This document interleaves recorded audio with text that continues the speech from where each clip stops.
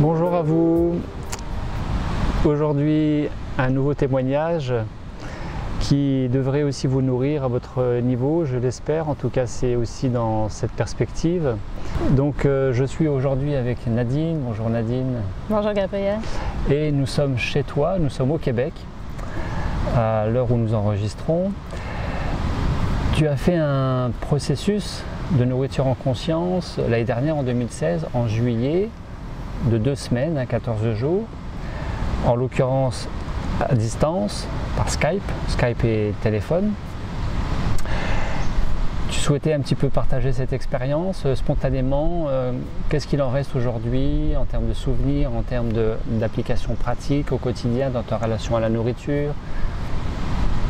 Pour moi, dans un premier temps, faire une pause alimentaire, Il est embêté, hein? c'était pas prévu dans le programme. Puis, non, je me suis sentie interpellée. J'ai senti que c'était le bon moment.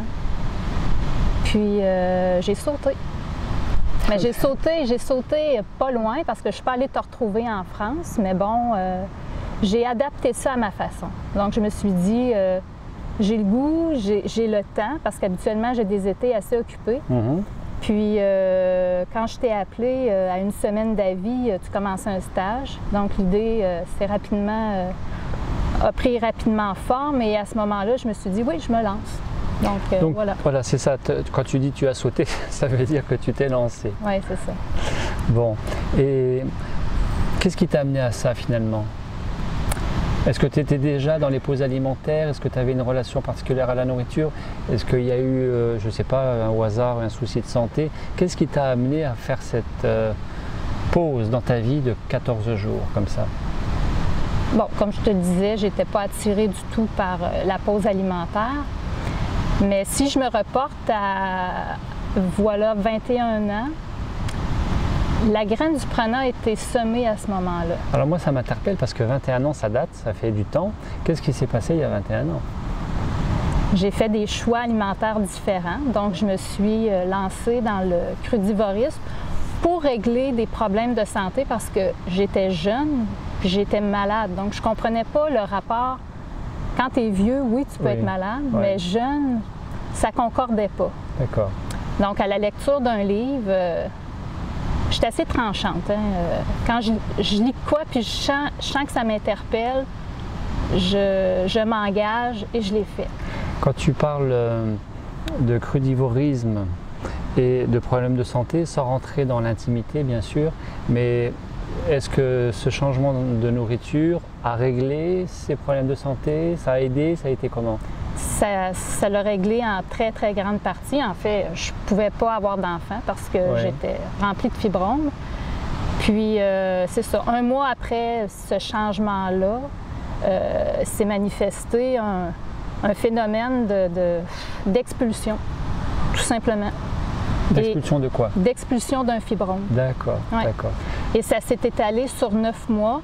Une grosse crise au tout début, parce que là, le corps réagissait beaucoup. Et de mois en mois, de règle en règle, en fait, les fibromes étaient plus petits. Et au bout de 9 mois, j'avais tout... Et 9 mois, c'est le temps d'une grossesse. Donc tu as accouché de quelque chose. Oui, j'ai accouché. Mais ça règle des problèmes de santé, mais c'est pas une panacée non plus, le crudivorisme. Faut pas croire que ça va tout régler. En tout cas pour toi. Ben, pour un problème physique, oui. Est-ce qu'à ce moment-là, j'imagine, tu étais aussi suivi médicalement, donc c'était pas du tout. Non. Le crudivorisme sans l'accompagnement spécifique médical, ça veut dire que a priori le crudivorisme fruits et légumes crus ont largement contribué à régler ces problèmes. Tout à fait. Gynécologique, on va dire. Oui, tout à fait. Hormonal, en tout cas. Ça ne l'a pas tout réglé dans le sens que, bon, j'ai pu me libérer de mes fibromes. J'avais des mal de tête qui étaient récurrents. Encore aujourd'hui, je vis des épisodes de maux de tête qui sont hormonaux, mais bon, c'est pas... ça me fatigue pas, là. Ça vient pas brimer ma vie, mon quotidien, si tu veux. D'accord.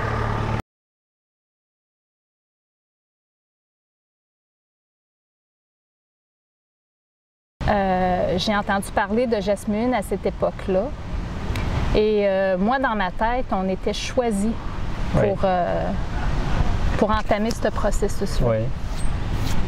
Et j'avais un tel attachement alimentaire que pour moi, je ne me voyais pas faire une pause de 21 jours. C'était pas que je trouvais ça beau, j'étais ouverte, mais j'étais pas prête, moi, à faire le grand saut.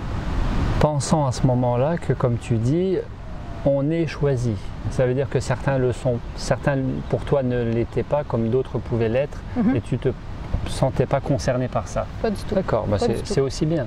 Tu n'avais pas d'a priori, sinon que a priori c'était pas pour toi. Tout à fait. Donc ta démarche, c'était au départ, je fais une reformulation, c'était une pause alimentaire. Ça a été l'année dernière une pause alimentaire qui a été consécutive à 21 ans de maturation, après une expérience clé ou majeure d'une régénération, entre guillemets, d'un nettoyage par le cru et qui a beaucoup résolu ses problèmes de santé, ses soucis de santé. Et tu as même été enceinte depuis, parce que tu as un garçon. Oui, j'ai un beau garçon. Un beau garçon en pleine santé. Tout à fait. Bon, ça c'est bien. Et alors, qu'est-ce qu'il y a eu en parallèle? Tu parles de Jasmine. Jasmine, c'est ça, en 2016, donc comme je te disais, 21 ans plus tard, j'entends, une amie me partage une vidéo, puis à ce moment-là, elle m'a même pas dit la phrase, là. Je savais qu'elle avait une information à me donner, mais déjà là mon âme trépidait. Je savais que là, il se passait quelque chose. Tu te sentais interpellée, il y avait une résonance qui se passait. Oui, sans l'avoir vue, sans qu'elle m'en parle, elle dit Nadine, j'ai une information importante à te partager. Ouais. Ça l'a pris 5 minutes, j'ai monté chez nous parce qu'elle a un bureau de consultation au palier de mon immeuble. J'ai été voir la vidéo, puis j'ai dit yes, oui, ça me parlait. Puis de ce point de vue-là, je me suis tout de suite, j'ai dit, c'est pas une question d'être choisi, on l'est. Et on l'est, c'est-à-dire que manger moins, manger mieux, ça concerne tout le monde. Et faire une pause alimentaire, ça concerne aussi tout le monde. Évidemment, pas n'importe quand, pas n'importe comment, et c'est pas péjoratif de le dire, avec n'importe qui. En l'occurrence, il faut éviter de faire ces expériences seul. Bien évidemment, c'est important d'être accompagné, guidé par quelqu'un d'expérience qui est vraiment au fait de ce phénomène de la pause alimentaire d'une part, mais aussi du prana d'autre part. Mais ça t'a fait a priori tellement du bien que cette année 2017, tu es revenu, en l'occurrence en ce moment même, pour une pause de 3 jours. 4 jours. Tu t'es offert une pause de 4 jours que tu termines demain. Oui. J'aurais souhaité continuer. Les engagements ont fait que c'était pas le moment, mais depuis l'an dernier, je suis habitée par ça. J'ai changé. C'est ça, mon attachement est plus aussi grand, a été transformé. Oui. J'étais une fille très rigoureuse. Les légumes, les fruits. Il y avait une importance qui était beaucoup trop grande par rapport à ce que je pouvais peut-être vivre justement dans une pause alimentaire. Ouais. Donc ça m'a permis parce que l'image, c'est sûr, maigrir, moi je suis une personne mince. Ouais. Donc pour moi, maigrir, c'était de changer mon image, puis pas pour le mieux. Mais au-delà de l'image, il y a l'âme. Il y a ce ressenti profond. Oui, ça va au-delà de tout ça.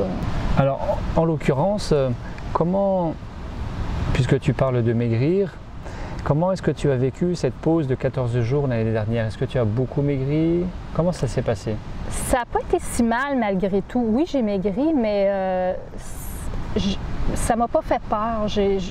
J'ai maigri peut-être de 12-13 livres. Ça veut dire à peu près 6 kilos? Oui, j'en pèse déjà 108. Donc, 108 kilos? Non, non, pas 108 kilos, 108 livres. Parce que là, toi, tu es en mode métrique. Moi, je suis en mode... 54 kilos, donc... En mode impérial. 54 kilos moins 6, ça fait 48 kilos. Ouais. Hein, c'est ça, en 14 jours. Ouais. Ok. Comment tu as vécu cette pause alimentaire, globalement, pendant et après? Ben, je suis venue ici. J'ai fait un début seule, Oui. toujours avec mon téléphone, vive l'Internet. Oui. Ça m'a permis à tous les jours de me nourrir de méditation que tu offrais. Oui.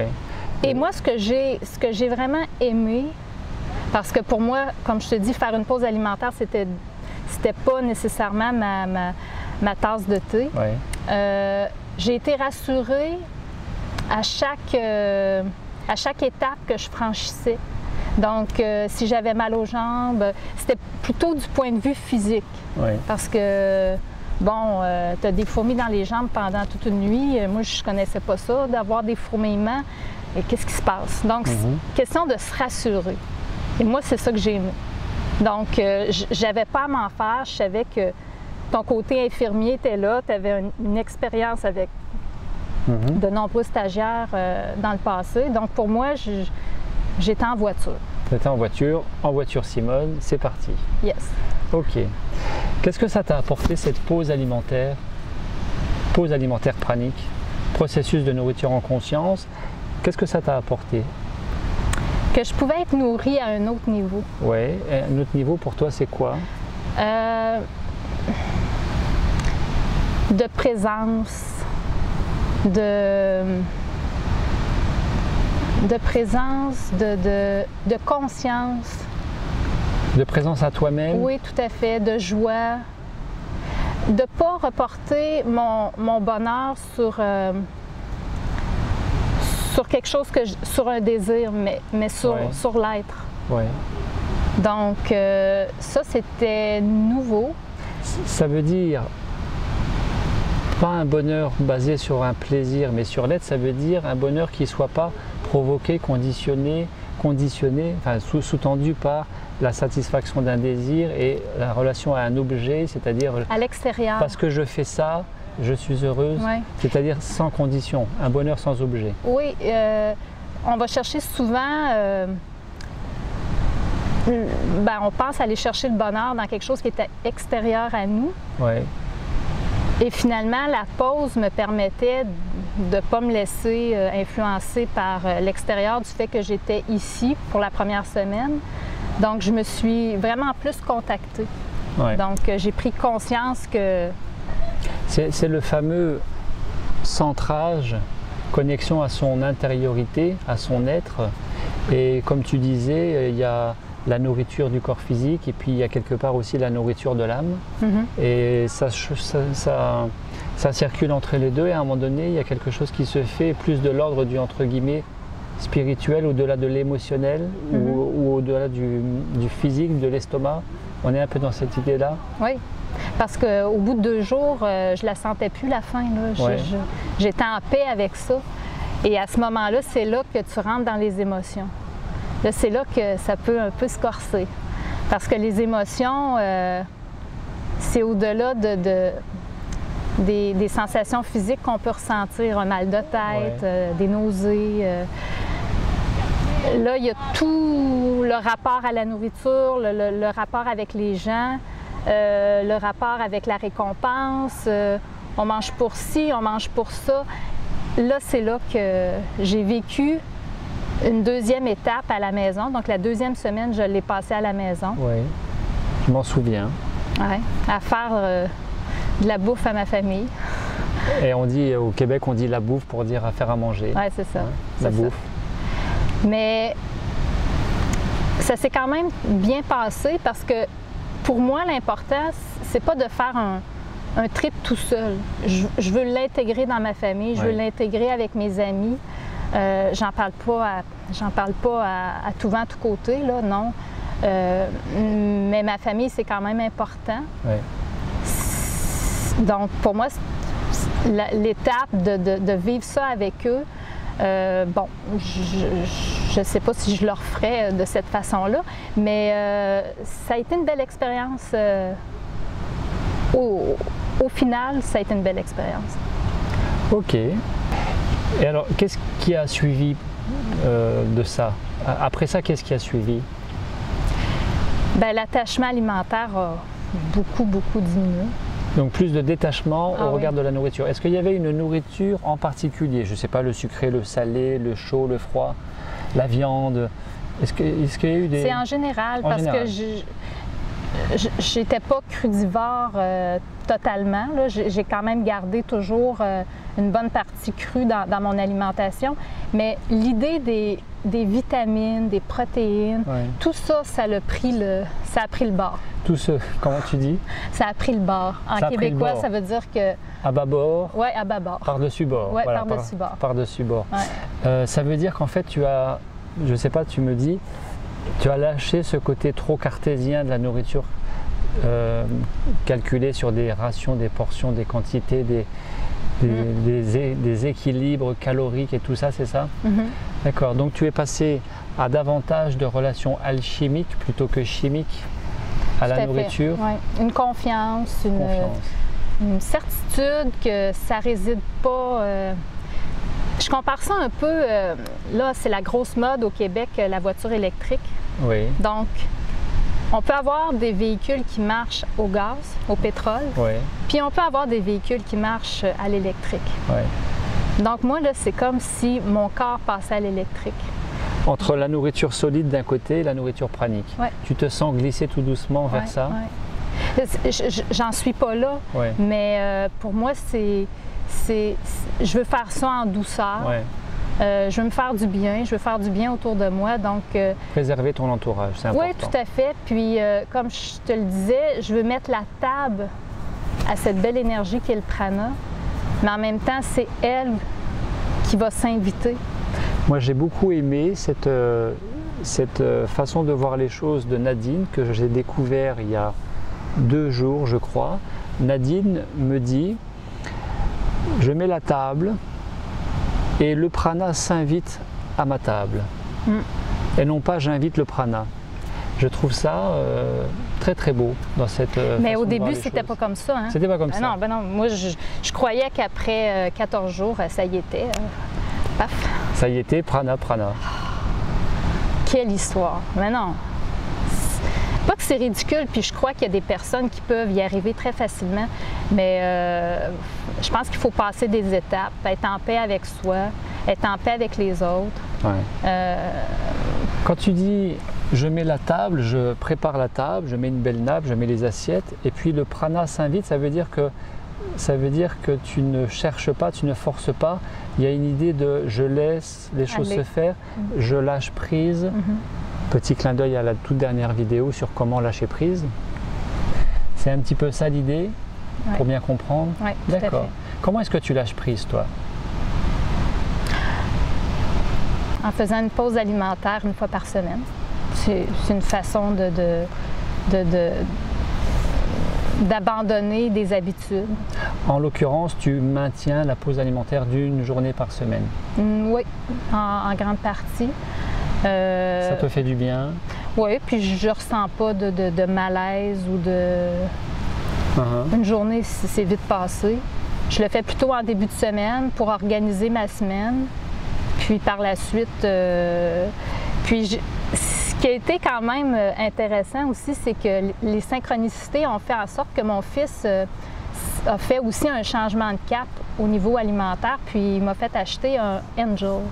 Un quoi? Un Angel, c'est une machine qui fait le jus, mais qui est hyper performant, parce que j'avais déjà d'autres machines, mais tout ça pour dire que il m'a suggéré fortement d'avoir ça pour être plus efficace, acheter moins de légumes, parce que le pouvoir d'extraction est plus grand. Et oui. Et on s'est mis à faire des jus tous les deux. Lui faisait un matin, moi je faisais l'autre. D'accord. Donc, de rentrer du liquide, parce que moi, le smoothie, c'était quelque chose de comme sacré, mais d'aller chercher le liquide, je me rapprochais un peu de la lumière. Tu comprends? plus léger, moins dense.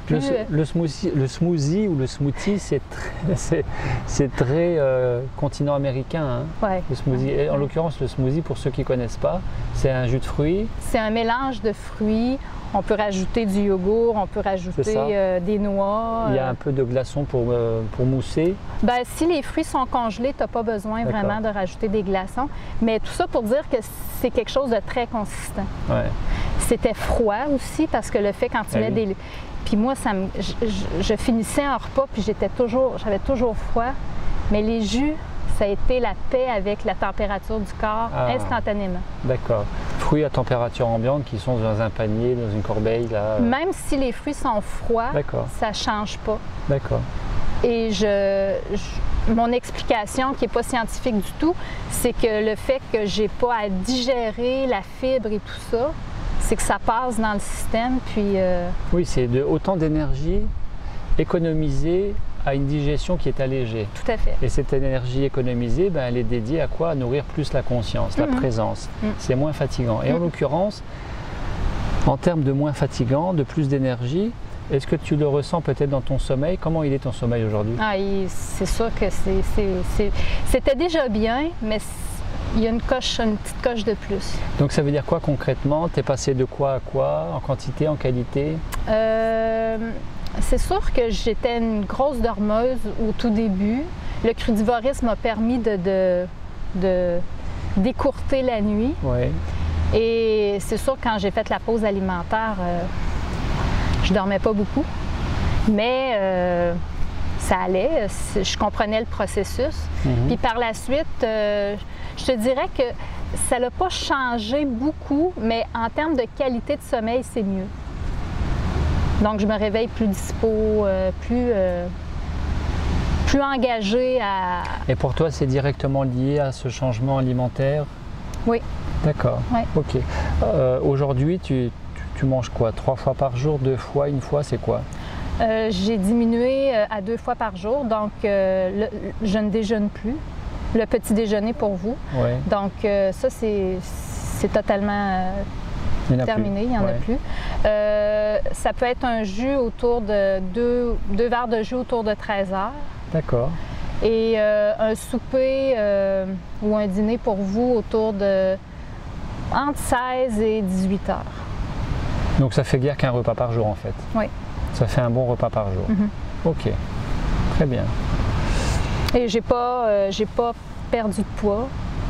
Je sens qu'il y a d'autres choses qui s'installent doucement. Là. En l'occurrence?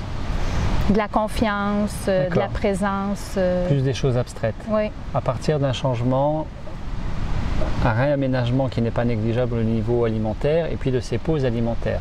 Je rappelle, donc 14 jours juillet 2016, aujourd'hui 4 jours et sur une journée par semaine. Oui, puis je tenais à faire le 4 jours parce que, bon, j'étais pas en groupe. Et aussi pour me remémorer, parce que quand on vit une expérience comme ça, on a beaucoup d'informations, puis je suis pas, ça a été semé, mais c'est pas nécessairement acquis. Oui, c'est-à-dire qu'il faut digérer aussi. Digérer. Il faut digérer ces informations. Ouais, ouais. Donc de revenir ici, j'ai contacté peut-être plus ma présence, plus la conscience qu'il faut que j'amène aussi. Autant si je diminue mes repas, je pense que pour moi c'est important de me caler dans le présent. Ouais. Puis ça, c'est un défi pour moi. Je suis un papillon qui papillonne dans plein de projets, puis je mets peut-être pas l'emphase sur ma présence. Donc, souvent, je subis au lieu de vivre. Souvent, tu subis au lieu de vivre, tu subis, ça veut dire, tu as l'impression que tu es un petit peu... que les circonstances, le contexte, le quotidien se jouent de toi, oui. Que tu manques de cette maîtrise. Oui, que je manque de temps. Que... Tu manques de maîtrise et que tu manques de cette capacité à créer ton quotidien. Tu te sens un peu dépassé, c'est ça? Oui, oui.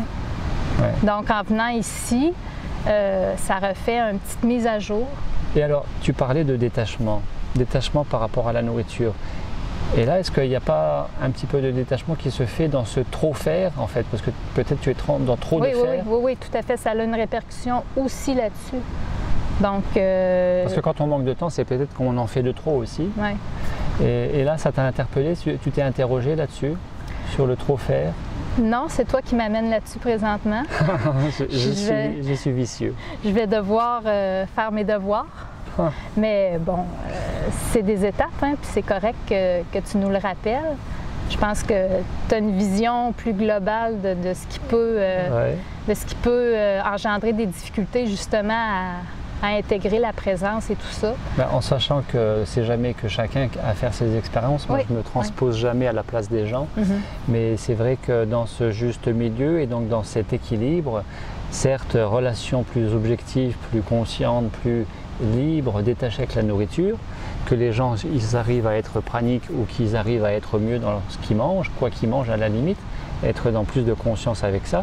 Mais c'est comme tout est nourriture dans la vie, mais aussi le travail, l'activité, les relations, les pensées, les émotions, mais il y a aussi un équilibre et une hygiène de vie peut-être à élargir sur ces domaines-là aussi, quoi. C'est comme une tarte, hein? C'est plate de rapporter ça encore à un aliment, là. Mais on a la pointe famille, la pointe travail, la pointe rêve ou voyage ou peu importe. Donc tout ça, il faut que ça fasse du sens, qu'il y ait un équilibre dans tout ça. En tout cas, tu te sens glissé, tu te sens appelé vers encore davantage de liberté, d'autonomie et de te rapprocher, de te nourrir à la source, c'est-à-dire à l'ici et maintenant et à la vibration, à l'énergie. La liberté, je pense que c'est vraiment le mot qui m'a accroché. Après le 14 jours, là, j'ai vu à quel point, j'ai constaté à quel point l'être peut être libre. Pour moi, il ne peut pas y avoir de séparation entre la notion de liberté et la notion d'être vivant, d'être en vie, de vivre. En tout cas, de la perception de se sentir plus vivant. Est-ce que c'est ton cas? Depuis l'année dernière, tu as l'impression d'être plus vivante? Oui, d'être plus présente. De vivre davantage? Oui, c'est ça. C'est pour ça que je suis venue ici refaire le plein. Parce qu'il y a des notions que j'ai oubliées, puis que c'est bien de se le rappeler. Donc, c'est une mise à niveau. Oui, il y a une prise de conscience qui a été faite les derniers mois, mais maintenant, disons que je sais c'est quoi ma mission maintenant. Et que même si le temps n'existe pas, il faut quand même du temps pour intégrer. Oui. Intégrer chacun à son rythme. En tout cas, tu donnes l'impression vraiment d'être bien là où tu en es avec toi-même et être à ta juste place, une fois encore avec toi-même, c'est ça? Tu te sens bien en phase avec toi-même? Oui, il y a des défis. Il y a des défis. Quel serait ton défi actuel que tu aimerais relever? Ben, de prendre du temps pour mettre de la présence dans ce que je fais.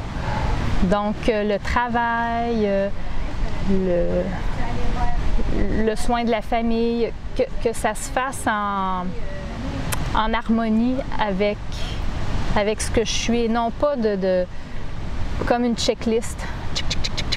Puis on a l'impression qu'on n'en a jamais assez fait.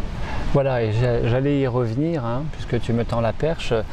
Mettre plus de présence dans ta vie et dans ton quotidien, en relation avec ton entourage proche, probablement passerait aussi par en faire un peu moins et avoir moins l'impression que tu n'en as jamais assez fait. Oui. D'être plus douce avec moi, d'être moins sévère, d'être plus conciliante, d'accepter que j'ai un rythme, puis pas de l'imposer, mais de le partager. Parce que parfois, c'est plus facile de s'oublier. C'est plus facile de remettre au lendemain. Puis le lendemain, La bonne heure, c'est maintenant. Ça, c'est quelque chose de très très important que tu évoques. C'est vrai que le plus souvent, eh bien, le côté facile, pratique, c'est d'oublier de mettre de côté, de reporter au lendemain, donc de procrastiner. Et nous sommes tous concernés par ça. C'est tellement facile pour moi. Voilà. Et puis à un moment donné, Je suis championne là-dedans. à un moment donné, ben, tu es rattrapé par ce devoir au bonheur, ce droit et ce devoir au bonheur que chacun peut revendiquer, puisqu'on est là pour ça a priori. Et il vaut mieux se rappeler par soi-même plutôt que d'être rappelé par les événements, à savoir une maladie, un accident, etc., etc. D'avoir une action préventive, mais d'avoir une relation plus de... Quand on est présent, je pense qu'on voit aller les choses, pas qu'on les devine, mais on voit vers quelle tangente on prend, puis à ce moment-là, ben, on se recentre. Plus de maîtrise. Plus de maîtrise, oui. Tu composes plus en conscience et en liberté ton quotidien et finalement ta vie, quoi. Nadine, je te remercie pour tout ça, c'est riche.